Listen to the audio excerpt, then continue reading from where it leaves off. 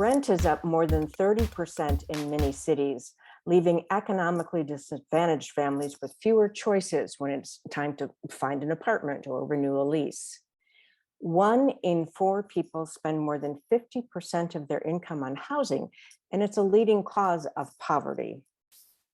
For the church, affordable housing is a justice issue. To discuss this housing crisis and how churches play a role in solving it, we welcome Reverend Dr. Jill Shook, author of the book, Making Housing Happen, Faith-Based Affordable Housing Models. And we also welcome Reverend James Bryson, pastor of First Church of Deliverance in Chicago, and an affordable housing advocate. Reverend Shook, tell us about the inspiration for writing your book. I was motivated primarily by two things. I helped start a wonderful after-school program at Lake Avenue Church here in Pasadena, where I reside. And this large 5,000 member church became more meaningfully involved in the neighborhood surrounding it, a very low income, mostly immigrant community. And we started this program where they were coming out, mentoring, tutoring kids. It was so exciting. And the kids were helping to change the church. And that was the most exciting part for me. It became more integrated. And so I noticed that these kids were dropping out when they reached high school. And I thought, what's going on? So many of them were working or babysitting so the parents could work and take on second and third, sometimes fourth and fifth jobs. So and a lot of overcrowding. And so I just thought, man, this is terrible. The cost of housing is pushing out these kids that we had grown to love and spent hours and hours getting to know and years of building relationship.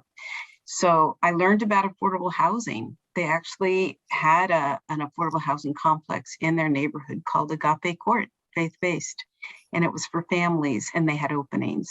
And so whole apartments were being sold out under these parents. And we were able to help move them into this beautiful apartment complex. And all the stress is left. The parents were spending only a third of their income. They had a little after school program in there. They had a pastor who lived there. It was just like a little piece of paradise. And all the stress is left. Every single student that we were able to get moved in there with their families, every one of them graduated from college, completely breaking that cycle of poverty. Graduated from college? They all graduated from college. Wow. And so I thought we need more of this affordable housing. It's beautiful what it does in transforming lives. The other motivation is my own home. And so I bought a house in an African-American neighborhood, intentionally following the teachings of Dr. John Perkins. And as I moved in, I began to see many of my Black neighborhoods move out. If they were renters, their rents were just skyrocketing and they could not afford to stay in our community. And it broke my heart. I moved into this community to be a neighbor and to love my neighbors, not to push them out. And so this motivated me to do whatever I can to make sure we have mixed income communities and racially mixed communities. So that's really the inspiration for my book. When I was writing, or when we were starting the after school program, I had traveled all over the country, including Chicago, to look at what churches are doing to address the housing crisis. And so in looking at that, I couldn't help but notice that a lot of churches had after school programs. A lot of churches also had affordable housing that also had the after school program. So I thought, we need to study this. And so that's when we started looking at all different models all around the country, all different types of churches and what they're doing. What's your story, Reverend Bryson? How did you get involved and care about the affordable housing situation? I began really in banking, and after leaving First National Bank of Chicago in, I guess, about 98, I had worked with a number of developers to secure funding. That was my job there as a vice president. And I found that it was very difficult to take vacant property that was in an area that was promised to grow and actually put affordable housing up. Market rate housing, no problem. But affordable housing. After I left the bank, I began to work with Catholic Charities with their Housing Development Corporation and focused on housing for seniors, which at that time was a desperate need in the city of Chicago. And so focusing on the South Side, worked with Father Breslin at St. Albie's and Father Flager at St. Sabina, and worked with them to construct what is still existing today, their St. Albie Faith, Hope, and Love, and the St. Sabina Elders Village.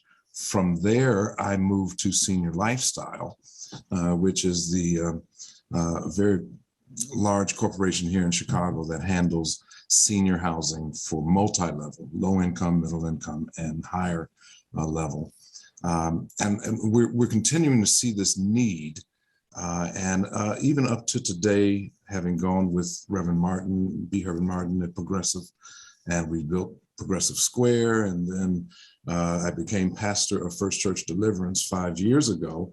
And that's when it really hit me that it was not just seniors, but we needed this mixed income and diverse neighborhoods. We're in Bronzeville. Bronzeville is going through quite a transformation. Oh my goodness, yes. Yes.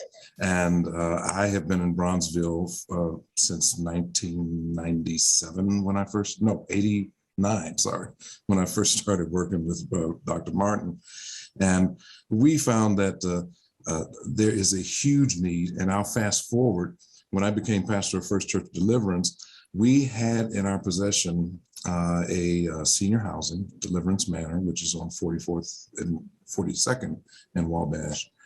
But we also had a lot of apartment buildings down through the years. Reverend Cobbs, who was the founder, he believed in buying apartment buildings. And one of the things that I heard him say before he passed away was that he had purchased the buildings on the block of the church for the boys and girls who cannot afford, that's the way they spoke back then, for the boys and girls that cannot afford decent housing. And so when I became pastor, most of that housing was vacant.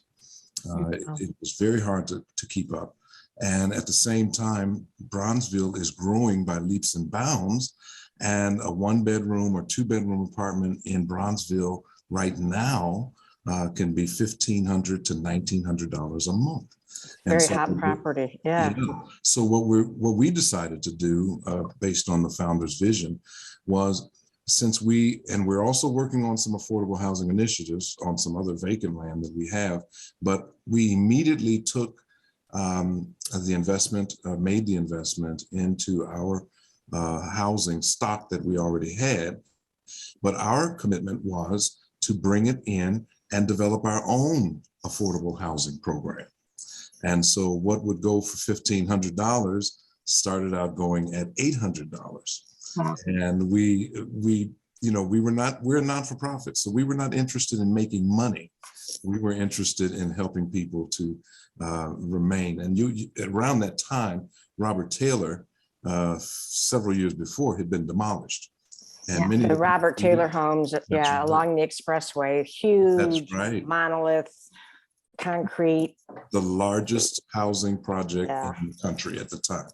And we were 2 blocks away from that. Matter of fact, many of our members came from Robert Taylor as well. And so we decided we were going to take what we have, and it sounds small, but big things begin as small things. We had 24 units of housing, 2-bedroom apartments, some 3-bedroom apartments. And we decided that we were going to rent them out and make a contract with the residents saying, we're going to do this for you, but at the same time, we're going to request that you set aside a certain amount of money. And at the end of your lease, we're going to give it to you so that you can move to the place of your choice. Now, these are beautiful apartments. But we didn't want permanent residents. We wanted residents to give them a step up and then enable them to move on and move some more people into their place. And that's kind of what we're doing right now. That's interesting. Reverend Shook, what's the housing situation in Pasadena, California? I'm sure. Well, it's almost skyrocket prices, right? Yeah, it's almost twice what Pastor Bryson suggested, or not suggested, said, the average apartment right now is about $3,000 a month in Pasadena, and the average home price, which is this is the area where I live, was historically the lower income area, and we had a home sell for 1.6 the other day million, and so we're in a very deep crisis in this city. But despite that, God is at work in ways we never imagined. We've been involved with our nonprofit with housing justice work now for 22 years. And we've been able to see our homeless count drop by 56% in the last 11 years. And so that's very exciting. It went from over 1,000 to about 500. And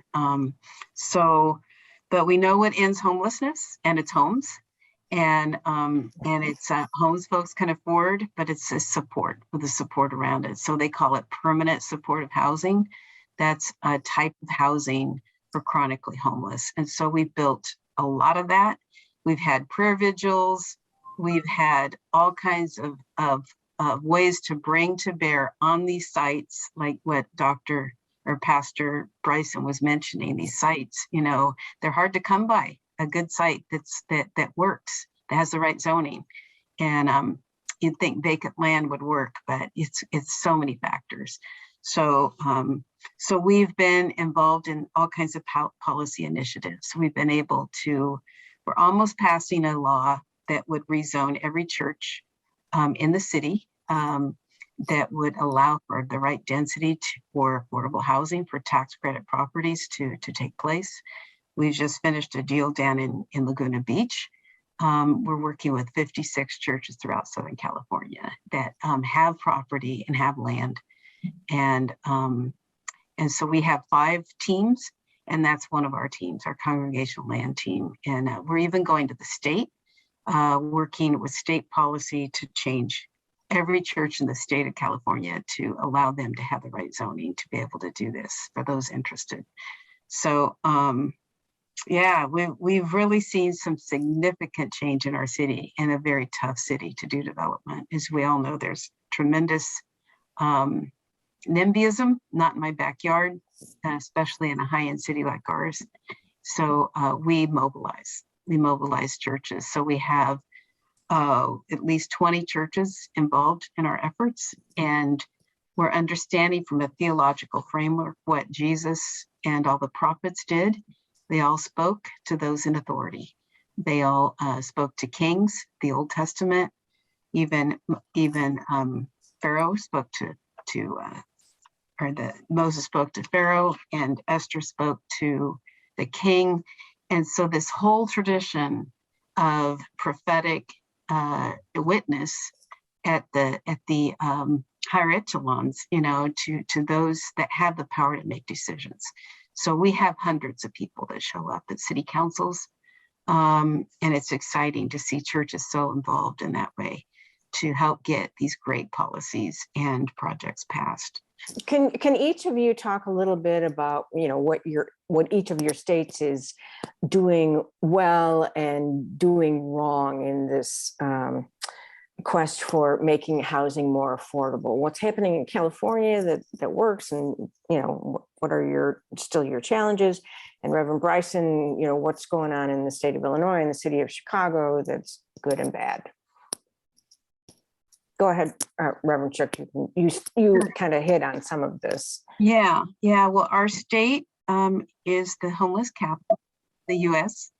And it's a very serious issue. You can't get elected unless you're someone who is having a good policy to end homelessness in your city and address the crisis.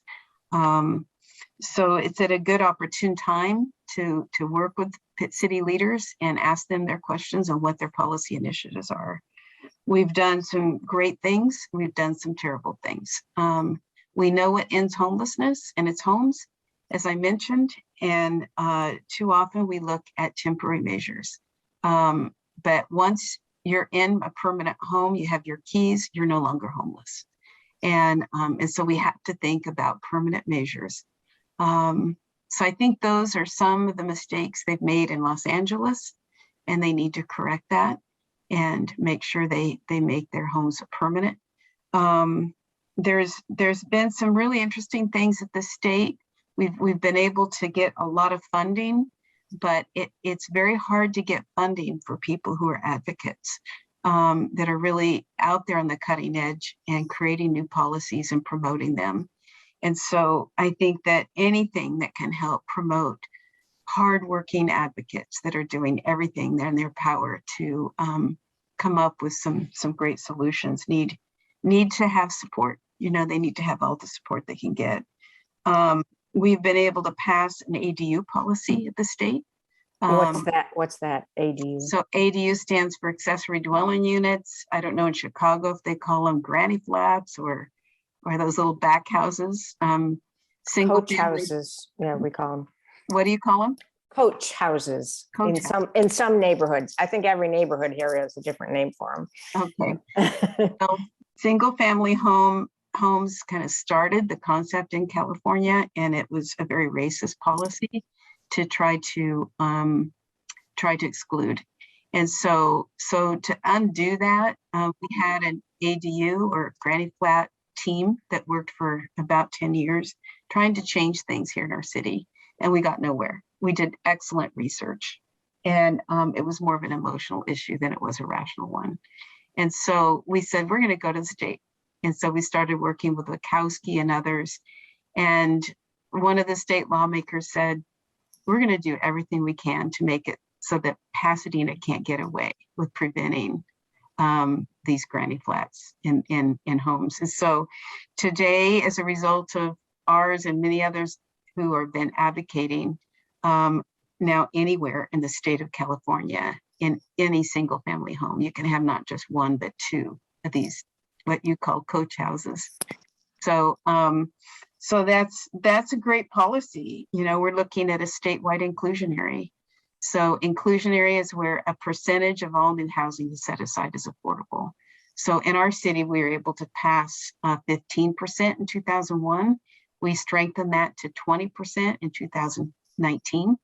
And so it's like a biblical tithe, is setting aside and gleaning, you know, some for those most in need. And so that's now produced over 1,000 units just through, without any money. You know, it's just required that they include the units that are affordable.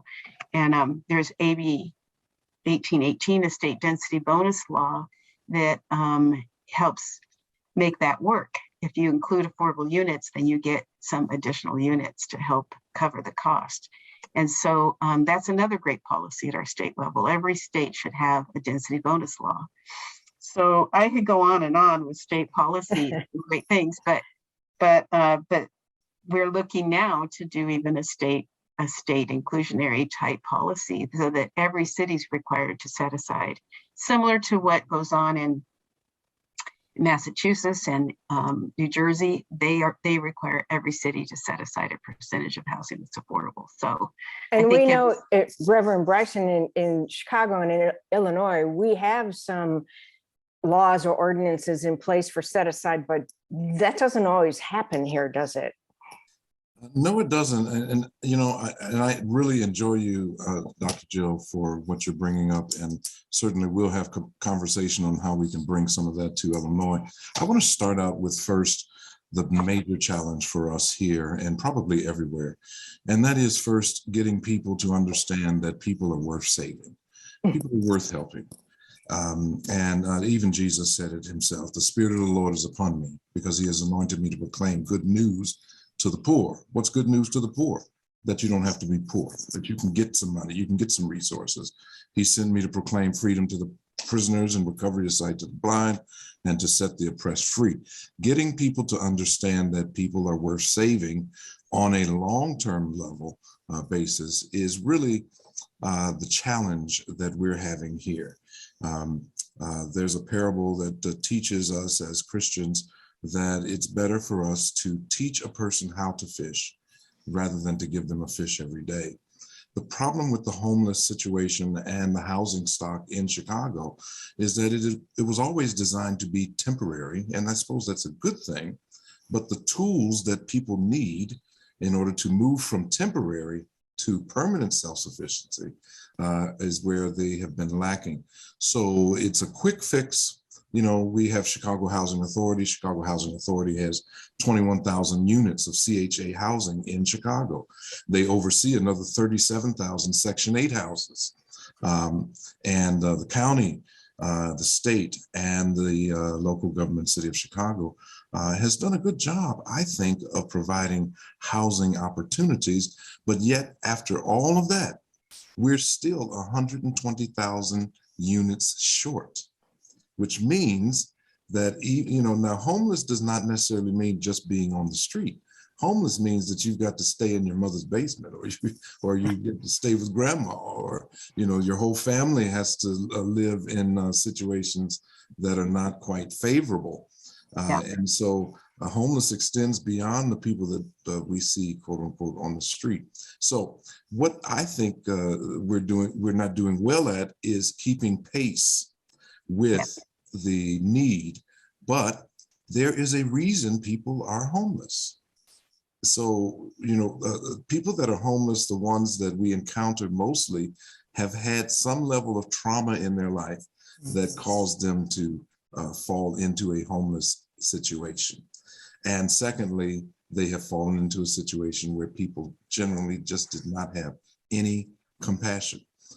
We run a food ministry and clothing ministry, but we're not satisfied with just providing food and clothes and housing. We really want to teach people how to get it on their own with our assistance, because that, to me, is the biggest boost of a person's ego. I don't want to say ego in a negative way, but you want to get people to see their value as well as to get other people to see their values. I really love what you're saying. I really do. I couldn't agree with you more. And I would add to that there's a state policy in California. It's called the housing element, and it requires for every city to plan for enough housing for all income levels. And so we need to strengthen that so that it's not just planning, but implementing the plan. But it's a very rigorous policy. And so the assumption there is that housing is a human right. And I believe the Bible bears that out. Everyone will sit in their own fig tree, vine and fig tree. It sees that everyone deserves a home, no matter your income level. They need that hand up. They need a good job. They need all of that for their sense of self and who they are. But they also need to know that even if they're working at a low income job, and that's their skill, and that's the part they're providing for society, that they should be able to live in housing close by where they work. And that's right. And you know what? I'll play kind of the adversarial advocate here. I also understand the position of people who have worked hard all their lives, and they have achieved a certain level of success and financial stability. They want to raise their children and in a neighborhood that is not impacted by crime. The reason people do some of the things they do is because they have no other alternative, right? And survival is the base instinct. And so if you have a family, you may do some things that you would not normally do to feed your family if you had other options. But I understand, because I think that, this great society that we're trying to build means that you will have people, what we call higher, upper income, middle income, lower income, but to get them to live together. Because typically in Chicago, what has happened to us, and I grew up in a neighborhood like this, I grew up in Chatham. And when my parents moved us there, we were the only Black family on the block. And right down the street was a Jewish synagogue, which later on became a Baptist church after the neighborhood had changed.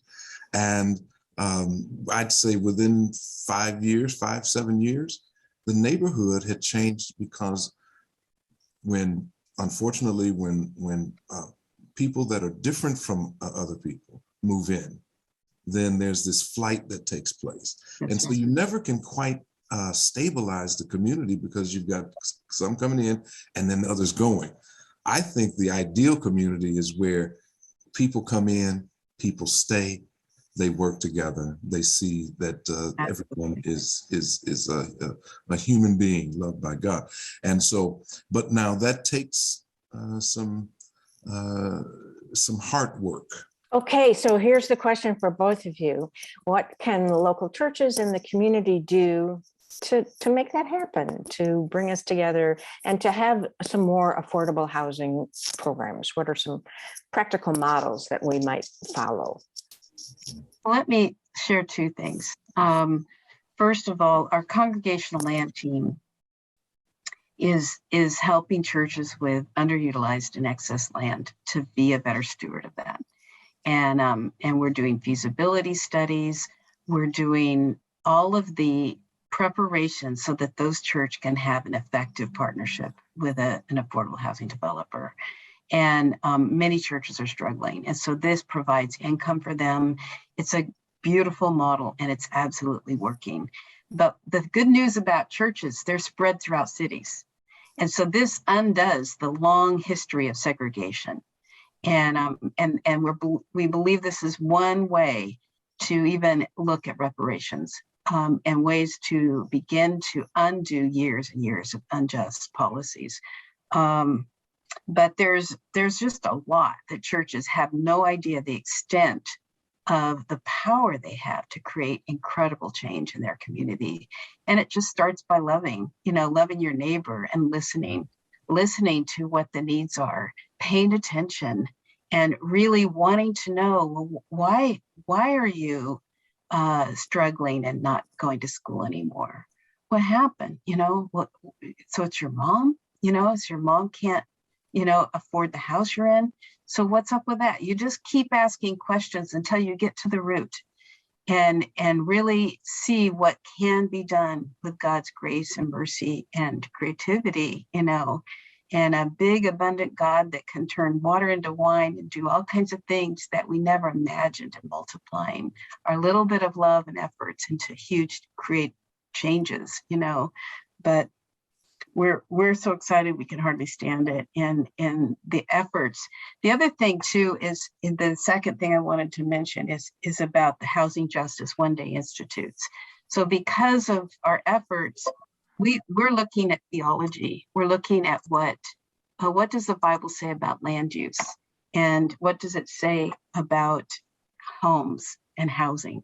And it's not insignificant. It's from Genesis to Revelation, and so that's been a great message. We do these one-day institutes that provide an entire day of theological reflection, and how that becomes incredibly practical for a community on how to begin to address the crisis in their city.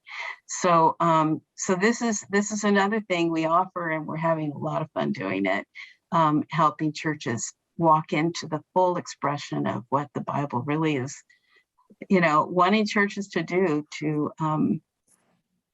love their neighbors.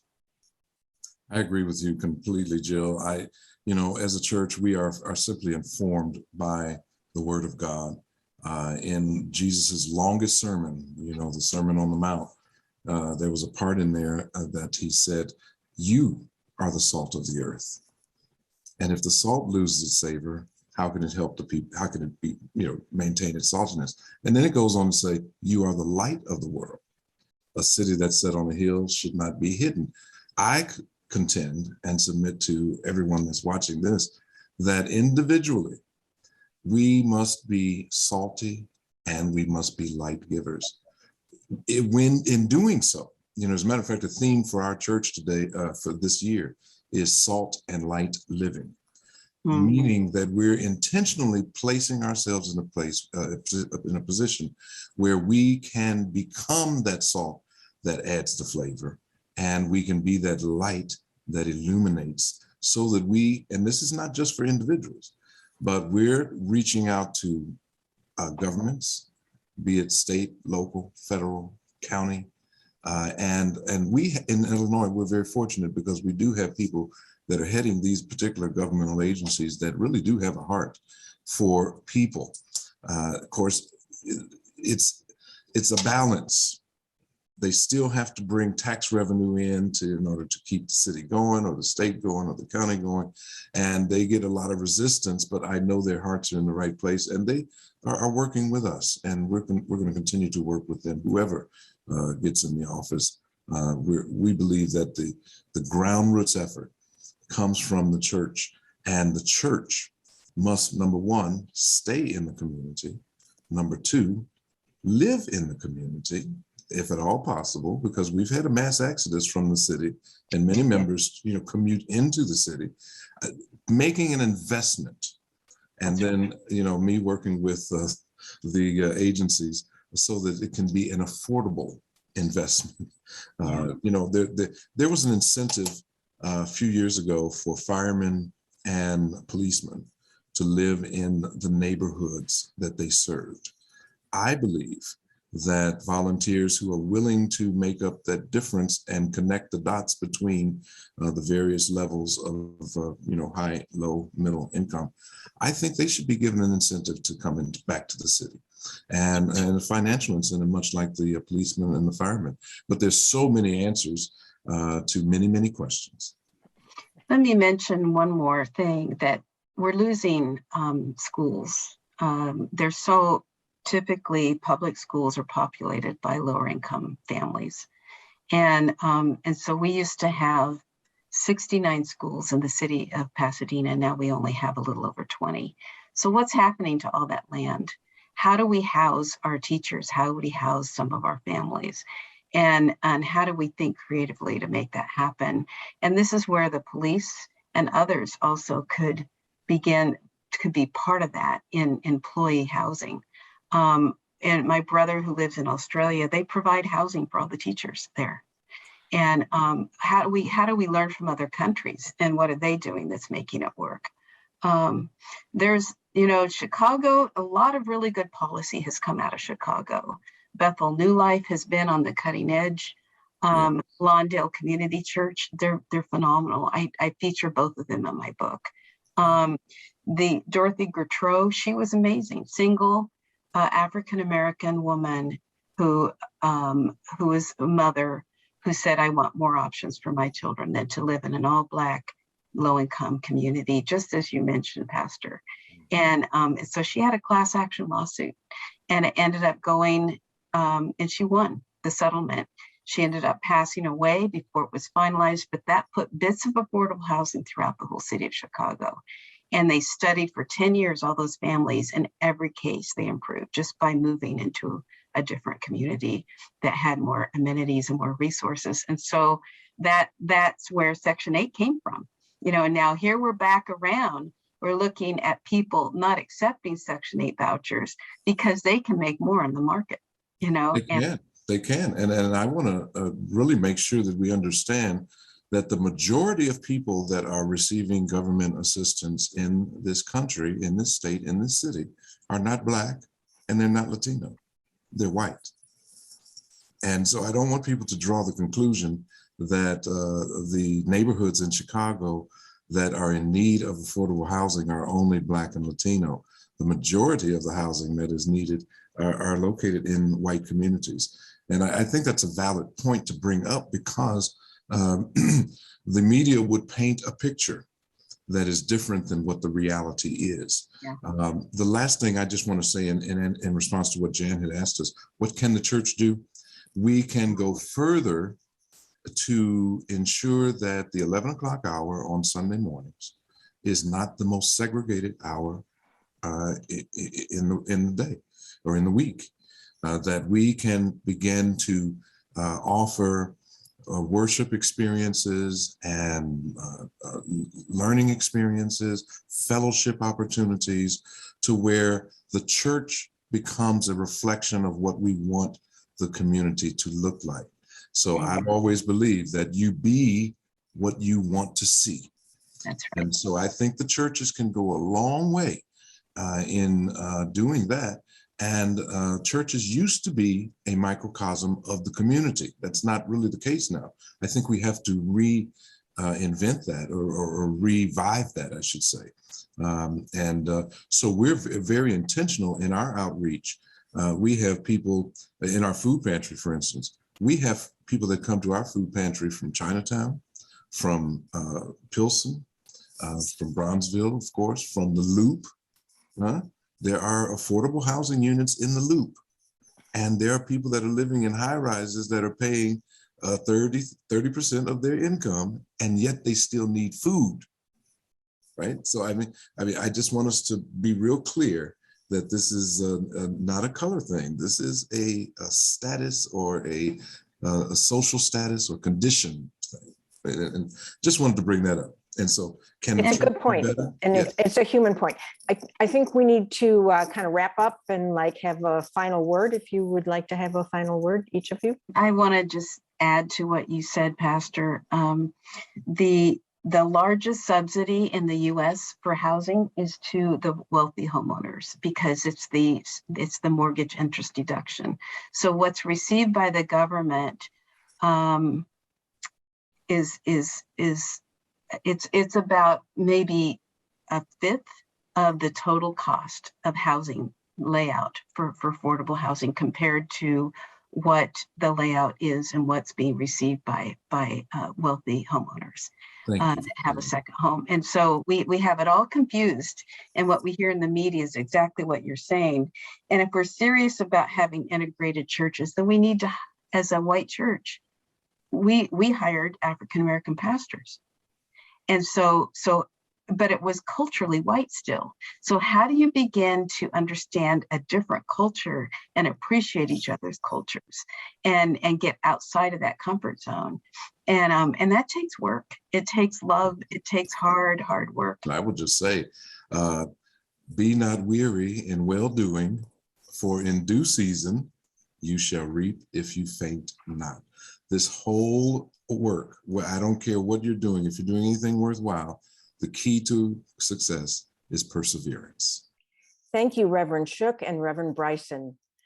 I'm Jan Engmeyer for Different Drummers and the Greater Chicago Broadcast Ministries. Keep the faith.